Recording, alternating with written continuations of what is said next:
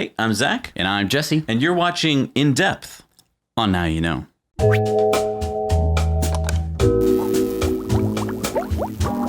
So Elon was at the South by Southwest conference in Austin, Texas recently, and we wanted to do a rundown of what he talked about because it was over an hour. The audio wasn't very good, and he said a lot of profound things. Yeah, so Jonathan Nolan, who is Christopher Nolan's brother. Christopher Nolan is the well-known director, and Jonathan Nolan is a well-known director himself. He did Interstellar. Right. Jonathan was talking about how Elon and he became great friends a few years ago when they were working on Interstellar, and he had met Elon at a physics conference. He was saying that Elon is moving the needle the most on getting humanity to Mars of anyone that he knows. It's so true. It's absolutely so true. I mean, no one comes anywhere close. You can't point to a single person. I dare you in the comments to point to a single person who is doing more to get humanity to Mars than Elon Musk. There is no person. There's no such person. So yeah, I mean, hats off to him. So then Jonathan asked, how can we help you to get to Mars? Yeah. And Elon mentioned this, and I know it seems little, but he said general support and encouragement and goodwill. Yep. I know it seems like a little thing, but that means a lot. You know why? Because general support means that the American people in the world are telling their representatives that this is what they want. And that means that they will go and fund this. Now, he also mentioned that the BFR, which is the Big Falcon rocket, is a... I don't think that's what that stands for. Well, but you're right. The BFR is a Rorschach test in acronym form. You're just stealing quotes from Elon here. I mean... No, I am. But when I heard this, it just kind of washed over me quickly until I took time to think about it. BFR could be Big Falcon rocket. It could be something else, which we can't say because it's a family show. But it depends on your take on what's going on. And so that's why it's a Rorschach test. I think it's big freaking rocket, right? Of course. And that's my take on it. You know, he said that we're actually building the BFR right now. That's exciting. That's very exciting news. Yeah, that they're actually building it, that they're building the rocket that's going to take humanity to Mars. I can't wait. Once we build the rocket, then we'll have a point of proof, and other countries will do it as well. That's a really good point. Once you see this rocket, a real one that launches up, and just like we just saw the Falcon Heavy, it's no longer just well, he'll never do that. It's oh my gosh, there is this thing. Right. And I think that he has some experience in bringing a burden of proof with his work with Tesla. Because there were no electric cars that people really wanted to drive Good point. Until the Model S came out. Of course, there was the Leaf and there were other smaller startup-y kind of concepts and stuff like that. But the Model S was the biggest car that everyone wanted to drive, and the Roadster as well. Right? He also said that this is the means to get cargo and people to Moon and Mars. Yep. And then we need entrepreneurial resources to build out those bases. So think about that for a second, what he's saying. In a very short amount of time, we are going to have the means to get to these places. And then we're going to need people to figure out all the stuff that needs to be built on these places. Right. Do you imagine that? Kids watching, I don't know, 10. You could have your careers, your lives on these other planets, or maybe still on Earth, but building out the things on these planets. Right. Working to make products for Mars and places like that. And you might also be the explorers going to these places. He said it's a lot like when Shackleton was running ads for his Antarctic explorers. He said it'll be difficult, dangerous, and a good chance you will die. Excitement for those who survive. Right. So there's going to be an explosion of entrepreneurial opportunity. They're going to need iron foundries, pizza joints, and as Elon put said, it, a Mars bar. Right. The planet of Mars has the same surface area as all of the land on Earth, not the water. So it's like we're discovering a brand new Earth that doesn't have any water, so doesn't have any life in it. Now, when asked about a timeline, he said that he's optimistic. That people have told him that his timelines have been overly optimistic, so he's trying to recalibrate. I do want to point out that Elon was 4 years wrong about his Falcon first flights. Yep. When he first talked about when he'd be able to do a Falcon to when he did it was 4 years off. Only 4 years, people. Right. And everyone keeps like, oh, he's so late. 4 years late for something that momentous and incredible. Right. I don't think is really that off. Right. I mean, when we wanted to go to the moon, we chose to do it in a decade, and we did it in a decade, but we put the entire country's resources at NASA's disposal. Right. The best and brightest minds. We changed our educational system. That did not happen for Elon. In fact, he said later in the talk that he had to become the chief flight engineer because they couldn't find anyone smart enough that would want to work for the company, and anyone not smart enough wasn't worth putting in place. Right. So he had to do it himself. Now, he said short flights will first happen in the second half of next year. God, that's amazing. That's so exciting. This will have twice the thrust of a Saturn V rocket. Which took us to the moon. Yeah, it'll bring 150 metric tons of payload to orbit and be fully reusable. And it'll have a reduced marginal cost per flight. Right. Cheaper than the first Falcon rockets. Yeah, so he pointed out that if you lease a 747 and you fly it to Australia, it's going to cost you $500,000. Mm-hmm. If you buy a turboprop plane, it'll cost you $1.5 million, and it can't even reach Australia. The BFR flight will be less than a Falcon 1 flight, or $6 million of marginal cost per flight. That's incredibly cheap. Yep. I want you to also imagine the Intercontinental Railroad. Mm-hmm. Before that was built, most people thought that was kind of crazy because there was nothing to build it for. Like, where are you going? Right, you're building a railroad to nowhere. Right. It was nowhere. I mean, it was no one was there. Like, it was just completely, and it was dangerous and undeveloped and untapped. Everything like that. It was that. Expensive. Right. You had to have stations. That's what he's likening it to. Right. Because us humans, we have bad imaginations. Right. We can't imagine what it's going to be like. But once you build this, amazing things are going to happen. Right. A funny moment when Nolan mentioned the circuit board on the Roadster, which said built by humans, and Elon said that was to confuse the aliens as much as possible. Jonathan went on to say that he was just amazed when he was in the control room watching the Falcon Heavy launch and he saw the two boosters side by side landing. He thought it was a transformative moment. And the sheer number of variables, the wind and the 27 rockets, and he asked him, how do you manage your time? Like, you know all this stuff, but yet you have to also run the company. Right. And Elon said that 80 to 90% of his time is spent on engineering, and that Gwen Shotwell, who is the president of SpaceX, right, manages the company the day to day, and that is so important for him because then he can let her run the business. And he said, if you can't understand what's going on, you can't run the company. And so that's his way of running company. He gets right in there. He engineers. Mm-hmm. Jonathan asked him, do you see the world and see how to make it better? And Elon talked about rockets and cars, how they're actually the dumbest thing to do if you want to make the world better because they're the most likely to fail. He said in the auto industry, there's only been two companies not to go bankrupt, Ford and Tesla. All the other American car companies have gone bankrupt. So from a statistical point of view, right, that's not a smart one to get into. And then rocket companies, I mean, would you start a rocket company? Like, that's the hardest thing to get into. Right. He thought they had a less than 10% chance of being successful. He talked about why he got into rockets, even though it's so hard. Mm-hmm. He would go onto the NASA website almost all the time and look for progress on getting to Mars and kept seeing that we weren't making any progress. And he's like, why are we not making progress?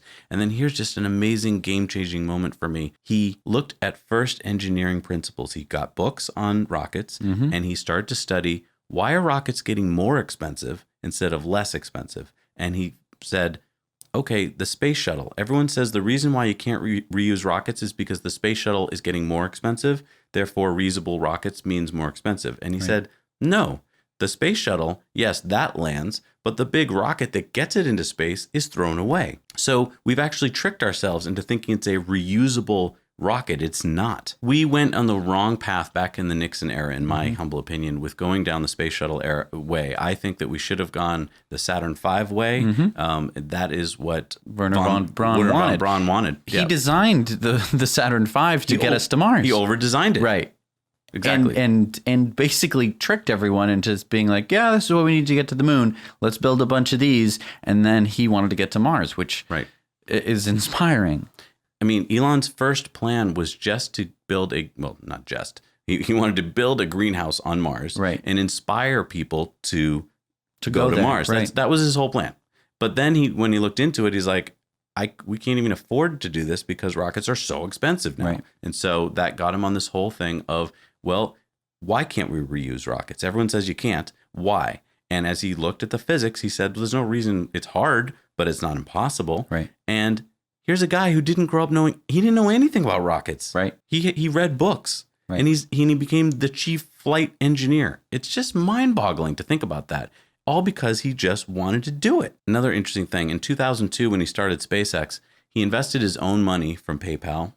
He wouldn't let his friends invest with him because he was so sure the company was going to fail. He did not want to waste their money. Fast forward to today, that's kind of awesome because that means that he owns the company outright, and it's not a publicly traded company. He does not have to worry about shareholders. He can do what he wants with the company. Yeah.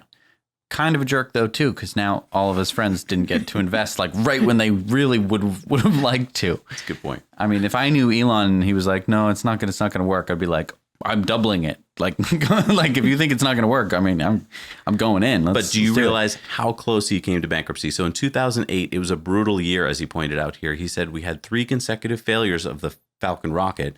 If the fourth one hadn't worked, that would have been it. In fact, 2 days after Christmas, they would have gone bankrupt. Just by sheer luck, he was able to raise money in real time for Tesla and for SpaceX and do the one final launch. It worked. And I mean, it's an amazing story. Yep. Nolan asked him, why is no one else doing these things? And he said, what is your pain threshold? I mean, it's a difficult choice to put your money. He said at one point he had about $90 million. He could either put it into Tesla to keep it alive or SpaceX to keep it alive. He decided to split the money between both and worked like crazy to keep these companies alive because they were like children to him. But it was a lot of pain. Yeah. He went through a divorce that year. I mean, it was a tough part of his life. Right. What was your business plan? Was another question. He said, I didn't have a business plan. He said that way back in the Zip2 days, he came up with business plans and he quickly learned that they don't mean a whole lot once you get going. So he didn't have one. Can you imagine that? He started these amazing companies with what everyone says in business school you have to have, a business plan. He had no business plan. He said one thing he has learned is that wishful thinking causes a lot of trouble. You can't go into a business just wishing the problems away. Mm-hmm. He stressed that Boring Company was started as a joke. He had been telling people for years, he said for the past 4 or 5 years, whenever he talked to groups of people, he'd say, please someone start a tunnel company because we need to solve this traffic problem. And no one was interested. Mm-hmm. And so he started it because no one else was doing it.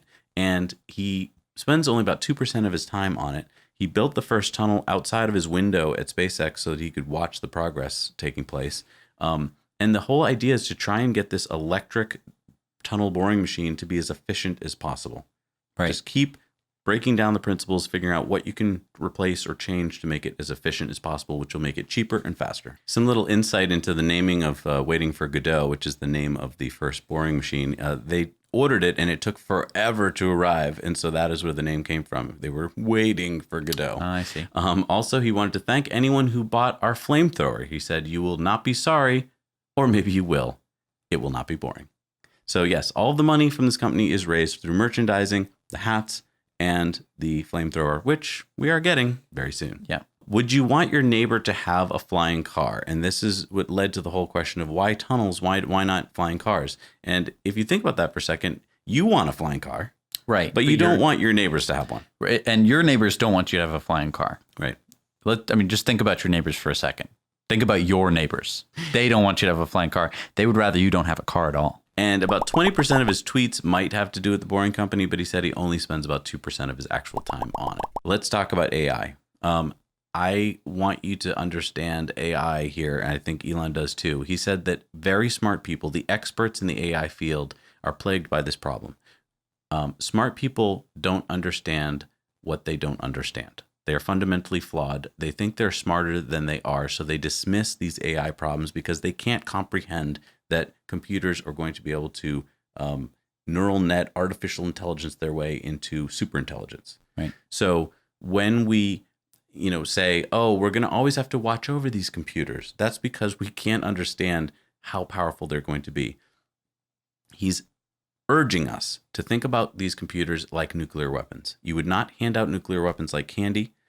Why would you hand out supercomputing and AI like candy? Because it can easily go wrong. He brought up the point like you do sometimes, which is if you tell a AI computer, oh, maximize human happiness, it could go, oh, let's gather all the humans and inject them with dopamine and make them happy. wouldn't be exactly what you intended, I don't think. And just to give you some recent examples, we asked experts just recently about AlphaGo. We asked them how quickly it would take a computer to beat the best humans, and they were wildly wrong in their predictions. It only took about 6 months for AlphaZero, which is the latest iteration of AI thinking, to beat the best AlphaGo computer before it. My mind is kind of brought back to, I don't know if anyone's read Douglas Adams's Hitchhiker's Guide to the Galaxy, in which, spoiler alert, you should read this book. Just pause this, go read the book. They build a supercomputer because they want to know what the meaning of life is. So they build it. It's this monstrous computer. And then they ask it, what's the meaning of life? And it says 42. And then they're like, well, what the heck does that mean? And it's like, I'm going to have to build a bigger computer. So it builds the second computer, but it takes like thousands and thousands of years to design it. And it's how we imagine computers to be. These big, I'm thinking, I am deep thought, I am thinking about the ultimate question. And that's not how computers think. They're just like, boom, there's the answer. Boom, there's the answer. As Elon pointed out, we will have self-driving at the end of next year. All modes will be 100 to 200% safer than humans 18 months from now. Right now, we have a 45% reduction in highway accidents from just AP1, and that's amazing. But AP2 will be 2 to 3 times better. He said, we need to ensure that the advent of computers, superintelligence, is symbiotic with humanity. This is the single biggest and most pressing existential crisis that we face. What should our next generation of leaders be focused on? Elon said, extending life beyond Earth, becoming a multiplanetary species. He recommended reading the Asimov Foundation series by Isaac Asimov because there's some probability of a dark ages coming. He doesn't want to predict it. He's not saying he knows when it's going to happen, but he said just given enough time, based on what we've done before as humans, it's likely to happen. And so Mars is far enough away to survive an Earth war, and then we could regenerate life back here on Earth. There's likely to be a World War III in the not too distant future. If you look at past history, we've had so many wars in the past century. Right. People were worried. They were asking questions. They were being sent to Jonathan's iPad. They were worried about Elon. He didn't look too good. He was just getting over a cold. It looks like he hadn't had enough sleep. He said he got about 7 hours of sleep, but he says with things been stressing him out the most lately has been Model 3 production and AI. Think about that for a second, folks. He's worried about the entire planet and making sure the Model 3 gets out faster. Yep. That's what, I mean, can you imagine a CEO going to bed at night? He's worried about... Right, he's not caring about his profits. No. It's hilarious. What do you hope for the world to look like when children are your age? He was asked. And he said, I hope that by that time we've transferred to sustainable electricity, that we've mitigated climate and ocean flooding risk, that we have a base on the moon and Mars, and that we're exploring space, and that anyone can go to the moon, to Mars, or the solar system, and that there's competition, and that it's affordable. He hopes there's benign AI, meaning not going to try and kill us. Doesn't kill us. And that we have symbiosis with that AI. He said that he heard a very good definition that we should give to AI as its utility function. So if you're programming AI, instead of saying, maximize human happiness, he said that we should, because if you do that, who knows what the computer do? Right. He said that we should maximize the freedom of action of humanity, allowing humans to be as free as possible. Neuralink is one of his companies that he's trying to find a way to increase the bandwidth between computers and humans. So basically, we have right now, basically 2 thumbs where we input information into a computer. That's a very slow bandwidth. And he wants to find more efficient ways. Right now, we are cyborgs. We are using technology. We're also humans, but we need to build a better interface. I mean, let's face it, we are already using Right. I mean, computers. I have a computer. It's in my pocket. Right. It's on me all the time, but it's not in my head. No, it's not in your eyes. Right. It's here, not in and your I have to look at it, and I have to turn it on and adjust the brightness, and Right. now it's too dark. Can't see it. Oh, it's shut off. The battery died. Right. I want to go back to the idea again that when we're confronted with a new technology, many humans just kind of go, nope, wouldn't do that. So of course, if I said, could I put this thing on your neck that would interface your brain with computers, you might go, no. But people said the same thing with Facebook. Would you put your pictures of your kids and what you're doing on Right. the internet? And people said, no, I would never do that. And now pretty much most of us do that. Starlink, Elon jokingly said, do you mean Skynet? He said that we can't really put internet in the sky with the computing power that Skynet had in the movies because there's just not enough computing power that you can put up into the sky. So he was saying that basically you'll have a low latency, high bandwidth internet throughout the world, not enough power for thinking in the sky, but really good for sparsely populated and urban areas. It'll bring the cost down for internet access. And SpaceX is going to develop this. What will the first government on the Martian colony look like? And what would you be called? And Elon said either emperor or god emperor. And then he said, I just want to make sure you all know that like I'm joking and most people don't get my jokes or my sense of humor. Right. That is not what he wants. What he wants is a direct democracy. And what is a direct democracy? So right now, if you live in the United States, you have what's called a representative government, which is that you have representatives who represent you, funny enough. Why don't we just do that on Mars? Well, what Elon thinks is that with the internet and the technology that we have now, we can actually accomplish a direct democracy. It used to be... Yeah, why didn't we just do this when we formed our country? Because we had horses and because we didn't have email. If you wanted to let somebody know something, you had to, maybe write it down, give it to a guy on a horse, and he had to go ride, however far away it was and hand it to the person. They had to open it up and read it. And then the message was given across. It could take days. It could take weeks. So a representative government made sense because not everyone could go down to Washington, D.C. and say, I think this or I think that. Let's all take a vote, everyone in the United States. It would have been too difficult. So we elected Congress people. You are going to represent me. Zach, I vote for you to represent me because you believe what I believe. And therefore, you should go to Washington, D.C. and you should get to vote from my vote. I mean, he said everyone can vote on every issue. We should keep laws short. In fact, whenever laws get too long, there's something suspicious. And he said there are laws now that exceed the Lord of the Rings. And there's something going on in a law like that because no one has time to read it. Mm-hmm. He thinks everything should be short. He said, for instance, you can read the entire Constitution and all the amendments to the United States in under an hour.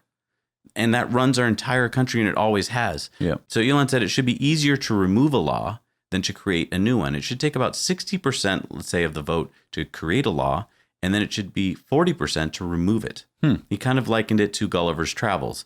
All these laws are like tiny strings that you can't get away from because they're holding you back. Kimball Musk came on stage at this point and sat with his brother and didn't say too much. It was almost like he was there just to back up what Elon was saying, which I thought was kind of weird that he didn't talk more. Yeah. But he did point out one kind of interesting thing was that early in the 90s when they were talking about things they wanted to solve, they went on a long road trip and they talked about solving the connectivity problems of doctors and their patients. And this was before the internet. They were trying to solve big world problems, not just how can we make a little widget and make a lot of money. And it had to be a world problem for it to be interesting to them, which I thought was really interesting. These brothers, they're thinking about big issues all the time. So here's something that blew my mind. The first company that Elon and Kimball started was Zip2. Mm-hmm. And this was a company that tried to put maps and directions to businesses and phone numbers and stuff like that onto CDs and then onto the internet. Everyone thought they're crazy. We have things called the white pages and the yellow pages, which are big books, which gives you all that information. Right. You can buy a big map. Road map book. Right. And they were like, no, we should do this. Mm-hmm. And when they did accomplish that, they sold the company to Compaq. And then they realized that those companies they sold it to weren't doing the right thing with it. In fact, Elon likened this to building an F-22 fighter jet. Mm-hmm. And then watching people take fighter jets and roll them down hills at each other. He was like, you're missing the point. Mm-hmm. So then they went back and made X.com, which became PayPal, which is a way to do internet banking. Think about that for a second, people. Like internet banking, these guys were onto internet banking before there's practically an internet to bank on. Right. Now, once they had some money from PayPal, from X.com, he was looking for a new business to start, Elon was, and he went into a lunch meeting with J.B. Straubel in El Segundo at a fish place. And also Hal Rosen was there, who was into electric cars. And a conversation turned to electric cars. The AC Propulsion Company was making the T0 electric car, and Elon got excited and wanted to get involved. And the difference here was that these guys wanted to build something that looked like a Scion for about $70,000. And Elon said, no, let's build a sports car for $100,000. Right. That's the difference here, people. There were people working on electric cars. Right. Elon understood how to start that and make it work. Start with the Roadster, go to the S, the X, and now the 3. Everyone said he was crazy. He's actually doing it. Right. And the T0 was, it could go 0 to 60 in 4 seconds, which is still an impressive feat today. Right. But again, putting it in the wrong body, just, it didn't make any sense. And think of this. He went to a lunch and they talked about ideas, and those ideas turned into what is changing the world today. Ideas are incredibly powerful. Right. He also got asked a funny question about the TV show Silicon Valley on HBO. And he was asked, is it accurate? And he said, after around episode 4 of season 1, it's very accurate. And he said, season 2 is amazing. Truth is stranger than fiction. He said, some of those episodes, things you think are just too over the top, he's like, they do not go far enough. Wow. And then the fun began with basically his favorite song from Three Amigos. And so a sing-along happened, a little bit of dancing. Well, I guess you'd have to tune in to find out. It was a really good talk. I encourage you to go listen to it. The audio wasn't fantastic, which is ridiculous because it was South by Southwest. They gated all of his audio, and yeah, you know what gating means? It means that at the beginning, gets cut. Basically they cut his gain until he begins talking. Right. And it made it hard. It made it hard to listen to, especially because he had a cold. Elon talks like this. He doesn't always. He's thinking faster than you get the words out. A sentence together before he puts it out of his mouth. It is amazing, though. It's really. It's really cool to watch him because he's always thinking when he's speaking. Right. It's really neat. Thank you so much for watching, everybody. Thank you so much for supporting our show. Don't forget to go to Patreon. Don't forget to like and subscribe. And every Tuesday, we do our Tesla Time News, which we hope you'll join us in watching. And don't forget about the boys doing their vegan cooking show with Bobby and Brent on Fridays. Thank you so much for watching, everybody. Now you know.